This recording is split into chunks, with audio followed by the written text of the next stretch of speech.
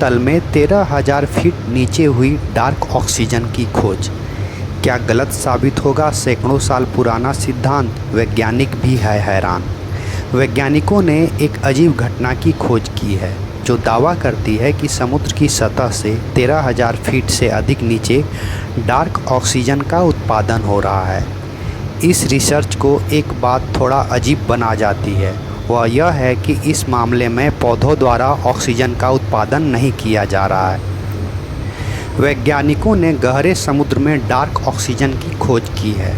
Research कहती है कि प्रशांत महासागर के निचले भाग में बड़ी मात्रा में ऑक्सीजन पंप कर रही है। यह इतनी गहराई ज़्यादा में है कि यहाँ सूरज की रोशनी का न होना फोटोसिंथेसिस को असंभव बना देता है।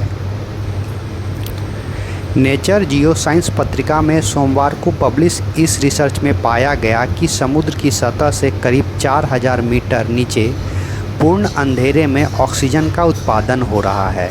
इसे डार्क ऑक्सीजन का नाम दिया गया है। वैज्ञानिक मानते रहे हैं कि बिना सूर्य की रोशनी के ऑक्सीजन नहीं बन सकती है। ऐसे में इस खोज ने विशेषज्ञों को हैरान कर दिया है, क्योंकि यह प्रकाश संश्लेषण के जरिए ऑक्सीजन के पैदा होने की समझ को चुनौती देती।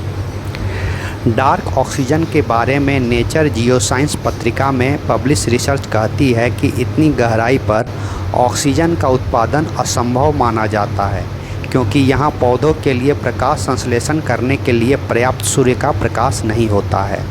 इस खोज को इतनी अजीब बनाती है वह यह है कि यहाँ ऑक्सीजन पौधे नहीं बना रहे हैं। इस रिसर्च से यह पता चलता है कि हमारे ग्रह पर ऑक्सीजन का प्रकाश संश्लेषण के अलावा भी एक और स्रोत है।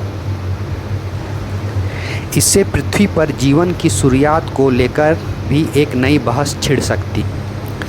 अब तक की समझ यह बताती है कि पृथ्वी की ऑक्सीजन की आपूर्ति प्रकाश संश्लेषक जीवों से शुरू हुई।